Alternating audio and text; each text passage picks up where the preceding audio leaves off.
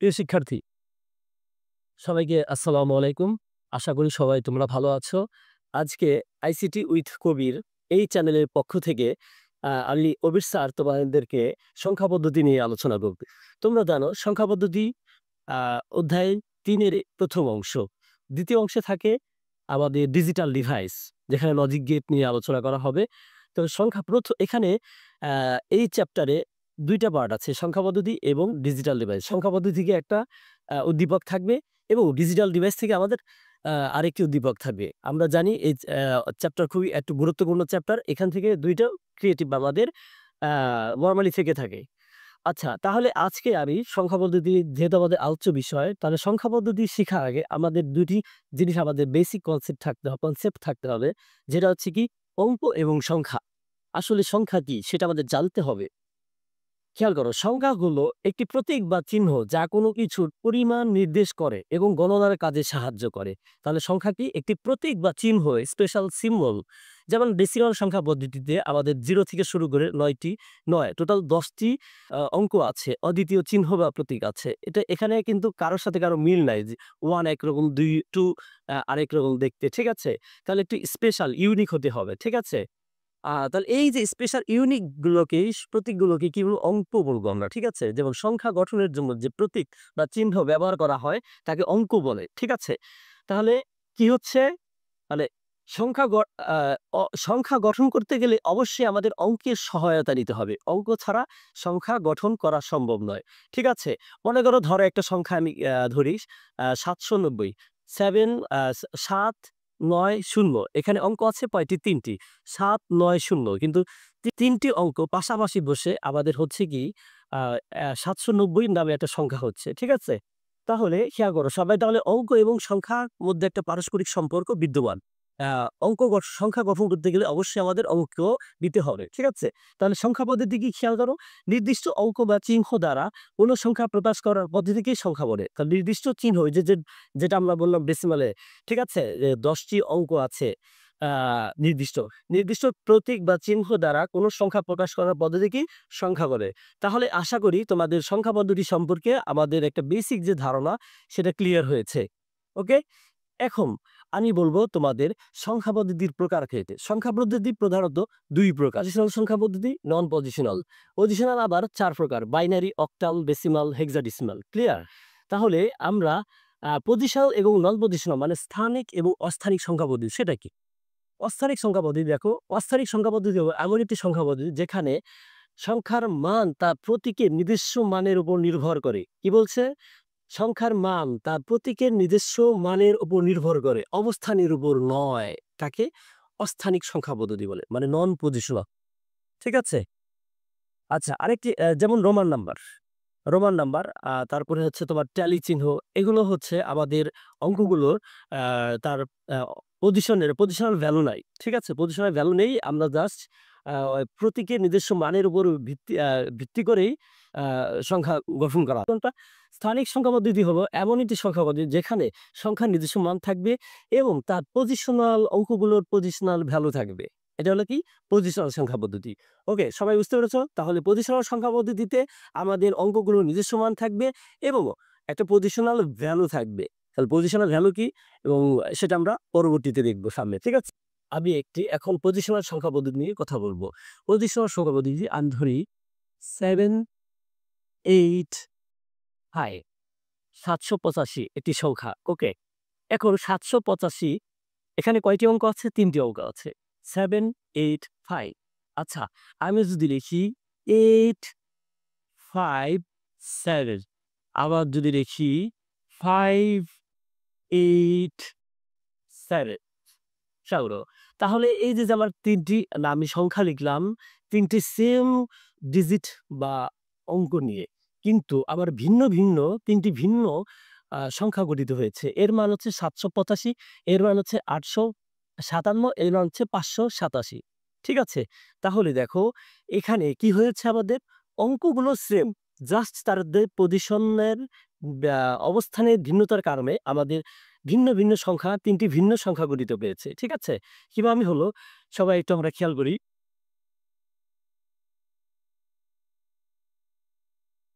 7 এই positional value কত? 7 এর পজিশনাল ভ্যালু 7, 8, 5 আমরা জানি এই পজিশনাল ভ্যালু বের করব 7 এটা হচ্ছে 0 পজিশনে আছে, এটা 1 পজিশনে, এটা 2 পজিশনে। 7 ইনটু এটা যদি দশমিক সংখ্যা হয় তাহলে এর বেস কত? 10 দশমিক সংখ্যা পদ্ধতির ভিত্তি কত? আমাদের 10 তাহলে 10 টু দি পাওয়ার 2 2 সেকেন্ড পজিশনে আছে। আবার যদি 8 ধরি 8 ইনটু আমাদের 8 into 10 to the power 1 plus 5 into 10 to the power 0 আমরা জানি একক দশক শতক ঠিক আছে এটা হলে ফার্স্ট পজিশনে আছে এটা সেকেন্ড পজিশনে থার্ড পজিশনে তাহলে 7 ইনটু 10 স্কোয়ার মানে কি 700 আমরা যদি একবারে লিখি এর হচ্ছে 700 ঠিক আছে শতকের ঘরে আছে 7 আর 8 কি দশকের উপরে তাহলে 8 ইনটু 10 মানে 80 ওকে আর 5 ইনটু সূচকের নিয়ে আমরা জানি কোনো কিছুর ভ্যালু যদি কোনো কিছু পাওয়ার যদি 0 হয় তার মান হয় 1 তাহলে 5 ইনটু 1 দ্যাট মিন্স 5 ওকে তাহলে কি আসলো খেয়াল করো এটা হচ্ছে এককের ভ্যালু ফাইলের ভ্যালু কত ফাইল আর 8 এর ভ্যালু যদিও 8 আছে কিন্তু আসলে 8 এর পজিশন হলো কত 80 নট 8 80 এর ভ্যালু কত 80 80 আর 7 এর ভ্যালু 700 মানে 700 ঠিক আছে তাহলে এই 700 80 এবং 5 এই পজিশনাল ভ্যালুগুলো যখন আমরা একসাথে অ্যাড করব তখন এই যে 785 এই মানটা আমরা পেয়ে যাব ঠিক আছে তাহলে 785 7 8 ফাইল এটা পাশাপাশি বসলে আমাদের 785 মানের একটা সংখ্যা গঠিত হয় ঠিক আছে তাহলে অঙ্কগুলোর অবস্থানের ভেদে ঠিক একইভাবে আমরা যদি এগুলো বের করি এইভাবে আমরা দেখবো যে ভিন্ন পজিশনাল ভ্যালু চলে আসবে যেমন এই নাম্বার এই ক্ষেত্রে যদি আমরা কনসিডার 8 এর পজিশন ভ্যালু কত 8 ইনটু 8 ইনটু আমাদের কত হবে 10 স্কোয়ার তাহলে 800 তাই না 800 তাহলে পজিশন কত 800 5 এ 50 7 এর 7 অনলি 7 ক্লিয়ার সবাই তাহলে পজিশনাল ভ্যালু কিভাবে বের করতে হয় সেটা আমরা বুঝতে পারলাম ওকে এখন আমরা পজিশনাল সংখ্যা পদ্ধতি নিয়ে আলোচনা করব ঠিক আছে পজিশনাল সংখ্যা পদ্ধতি 4 ধরনের ডেসিমাল সংখ্যা পদ্ধতি বাইনারি সংখ্যা পদ্ধতি অক্টাল সংখ্যা পদ্ধতি হেক্সাডেসিমাল সংখ্যা পদ্ধতি আচ্ছা এখন এখান থেকে আমাদের আরেকটা জানতে হবে সংখ্যা পদ্ধতির বেস বা ভিত্তি কি সংখ্যা পদ্ধতির বেস বা ভিত্তি কাকে বলে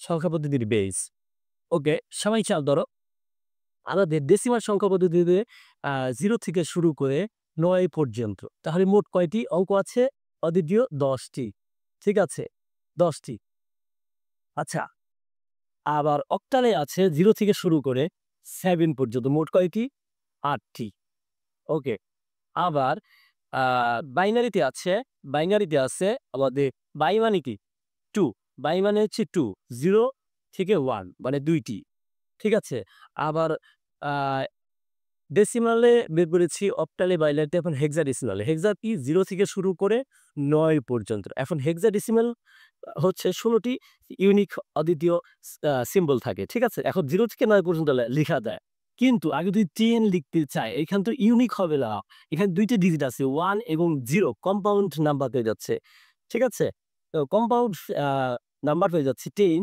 এটা আমাদের মৌলিক সংখ্যা হচ্ছে না সরি এখানে ২ টা ডিজিট হয়ে যাচ্ছে। আমাদের এই ডিজিটগুলো তো ইউনিক হতে হবে। ঠিক আছে?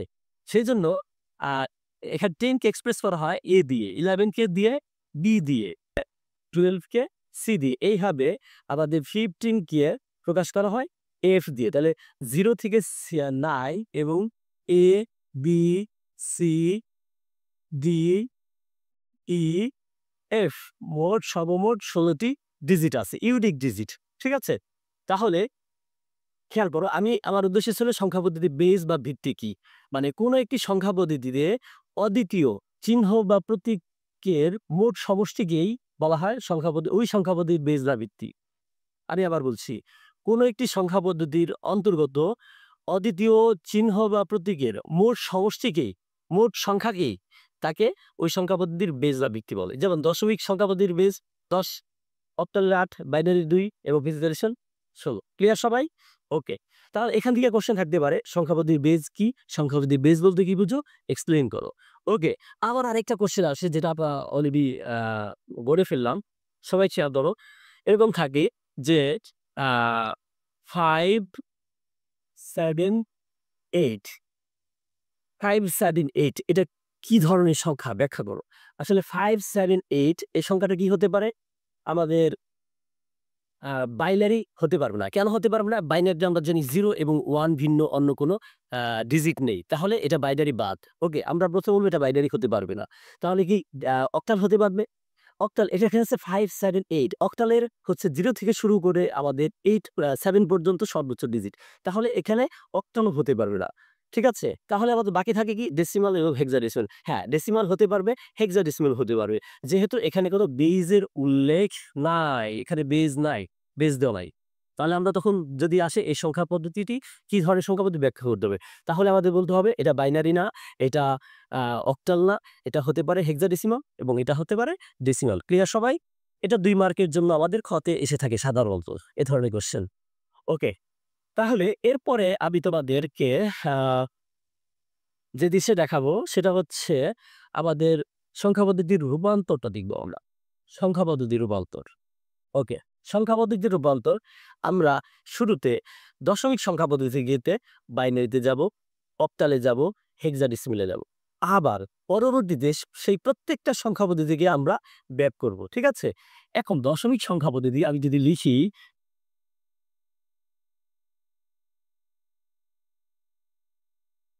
ডেসিমাল টু বাইনারি,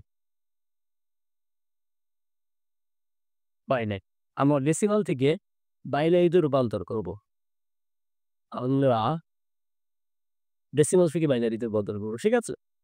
এখন ডেসিমাল সংখ্যা আমি একটা ধরি সংখ্যা মনে করো 27.53 একটা সংখ্যা। এইটা আমরা বেস দিব। বেস কত? 10 ডেসিমালের বেস কত? 10 তাহলে এটা কি ধরনের সংখ্যা হতে পারে? কোয়েশ্চেন মার্ক দিলাম। আমাকে বলছে বাইনারিতে নাও। এই বেস দেখে বলছি।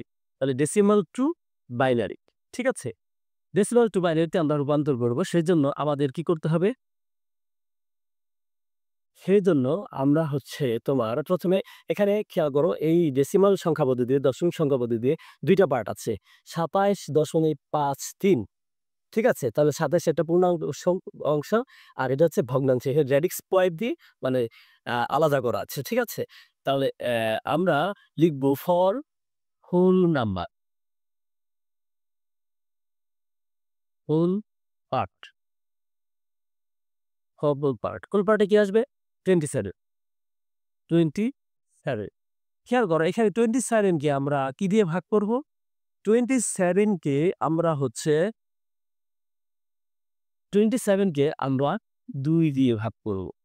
দশমিক সংখ্যা পদ্ধতিতে আমরা আ বাইনারিতে যাব। সেজন্য আমরা ২ দিয়ে ভাগ করব। তাহলে ২৭ কে আমি ২ দিয়ে ভাগ করছি। একবার যাবে ২, তারপরে ৭ কেটে নিয়ে আসবো এখানে। তাহলে ৩ দুগুণে ৬ তাহলে ভাগশেষ ১। তাহলে আমাদের ভাগফলটা এখানে বসবে। ভাগফল কত? খেয়াল করো আমাদের ভাগফল বসবে এখানে।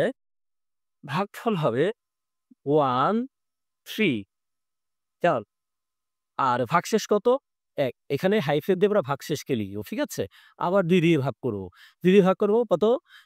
৬ দুগুণে ১২ এখানে ৬ যাবে ভাগশেষ কত? ১ বার।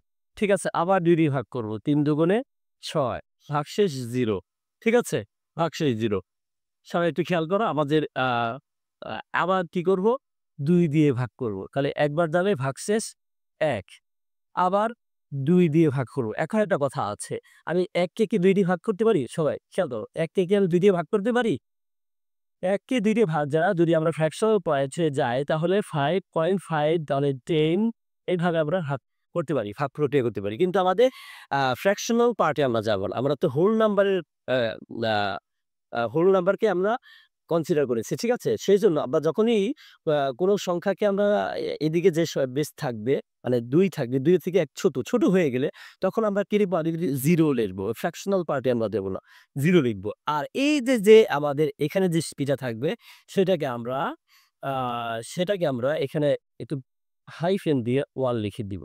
খেয়াল করো এই 1 টা এখানে লিখেছি। এই 1 টা আমি এখানে লিখেছি। তোমরা এখানে ভাগ আমি বোঝানোর জন্য দিয়েছি যে অ্যারোটা দিয়েছি।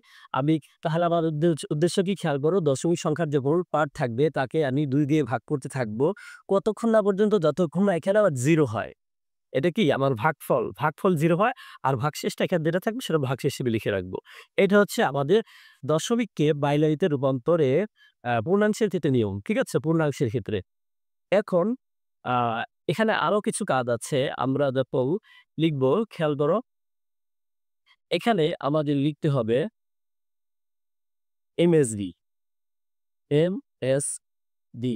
আর এটা লিখতে হবে এলএসডি। আসলে খেয়াল রাখো, এটাকে এমএসবি এবং এলএসডি বলে। কেন বলা হয়? এমএসডি, এলএসডি বলতে কি বুঝি? আমরা একটু খেয়াল করি, এমএসবি মানে কি? আমি যদি ওই একটা নাম্বার লিখেছিলাম 375, যদি এটা লিখি 375, 375, এখানে খেয়াল করো এই সংখ্যাটির সবচেয়ে মান কোন ডিজিটের বেশি? কেউ বলতে পারবে? এখানে 3 এর সবচেয়ে মান বেশি। কারণ 3 একক, দশক, শতক। শতকের পজিশনে আছে। 300 এর ভ্যালু কত? 300, যদিও এটা কিন্তু সবচেয়ে ছোট সংখ্যা। কিন্তু এটা পজিশনের কারণে এই ভ্যালুটা সবচেয়ে বেশি 300। সেজন্য এটাকে বলা হয় এমএসবি। খেয়াল করো, এটা হচ্ছে মোস্ট সিগনিফিকেন্ট এমএসবি। এটাকে বলা হয়, এমএসবির ফুল ফর্ম হচ্ছে মোস্ট সিগনিফিক্যান্ট বিট বা মোস্ট সিগনিফিক্যান্ট ডিজিটও বলে। আচ্ছা, এলএসবি। ঠিক আছে? আর 5 হচ্ছে এলএসবি। 5 এর হচ্ছে ইউনিট পজিশন আছে। এটা হচ্ছে এলএসবি। এলএসবি। আর 3 টা হবে আমাদের এমএসবি। বুঝতে পেরেছ? তাহলে এমএসবি, এলএসবি সম্পর্কে ক্লিয়ার সবাই? তাহলে কোন একটি সংখ্যার সবচেয়ে যে ডিজিটের ভ্যালু সবচেয়ে বেশি তাকে বলবো আমরা এমএসবি। ঠিক আছে? আর যদি এই 3 কে বাদ দিই তাহলে এলএসবি কোনটা হবে? স্যারেল। এই 2 ডিজিটের ক্ষেত্রে এইভাবে যাবে। ঠিক আছে? আর এলএসবি হচ্ছে রাইট মোস্ট আর এলএসবি হচ্ছে লেফট মোস্ট। ক্লিয়ার সবাই? ওকে। তাহলে আমাদের আ যখন আমরা লিখব যে এই অঙ্কটার ক্ষেত্রে যখন আমরা লিখব যে ডেসিমাল নাম্বার 27 ইকুয়াল কত পেলাম আমরা? খেয়াল করো, 27 ইকুয়াল পেয়েছি আমরা। সো সুতরাং আমরা কি লিখব? 27। 27 এটা ডেসিমাল ইকুয়াল লিখব বাইনারি নাম্বার 1, 1, 0, 1, 1, 1, 1, 0, 1, 1। তোমাদের মনে হতে পারে আবার এমন একটা সংখ্যা চলে আসলো যেদিক থেকেই কাউন্ট করি না কেন, উপর থেকে কাউন্ট করলে 1, 1, 1, 0, 1 এরকম আসবে। কিন্তু না, আসলে যে সংখ্যায় আসুক না কেন তোমাকে এই সিস্টেমটা ফলো করতে হবে। নিচ থেকে বটম টু টপে যেতে হবে। মানে নিচ থেকে উপর দিকে যাব।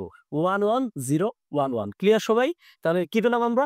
27 এ 27 এ আমরা পেলাম বাইনারি ভ্যালু। ঠিক আছে? এখন ভগ্নাংশের ক্ষেত্রে আমরা লিখব ফর ফ্র্যাকশনাল পার্ট।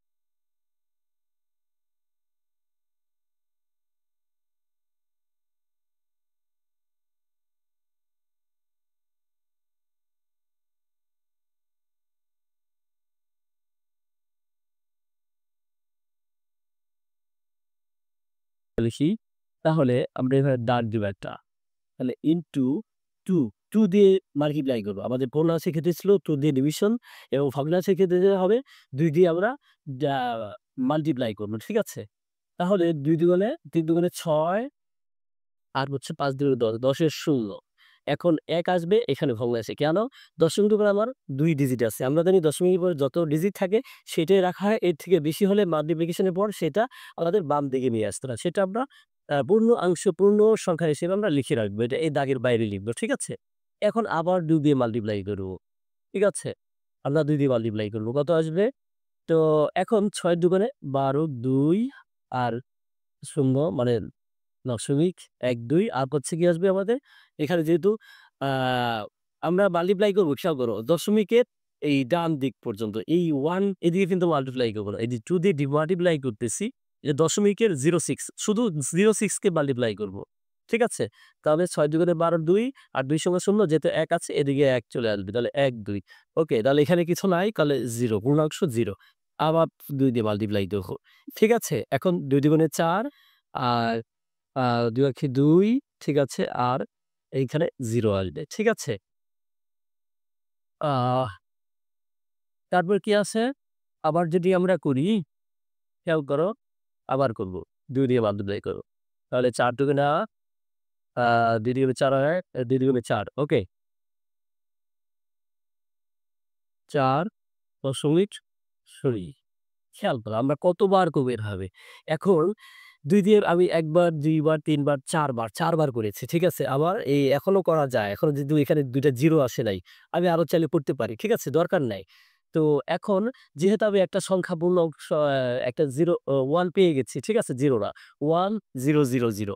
যেহেতু আমি একটা ওয়াল একবার পেয়েছি, দ্যাটস ওয়াই আমি ৪ ভাগ করেছি এনাফ। আমার আর মাল্টিপ্লাই করার দরকার নাই। ঠিক আছে? তুমি আরো করতে পারো। কিন্তু আমাদের তো এক্সাম হলে আরো ম্যাথ করতে হবে, আরো কোয়েশ্চেন এর আনসার করতে হবে। দ্যাটস ওয়াই আমরা ৪ বার করেই ৪ থেকে ৫ বার করব ম্যাক্সিমাম। হ্যাঁ, আমরা আরো করব। কতক্ষণ করব? যদি এখানে সাপোজ 0 থাকতো, কিন্তু এখানে ভ্যালু আছে, তাহলে আমরা মাল্টিপ্লাই করতে থাকতাম।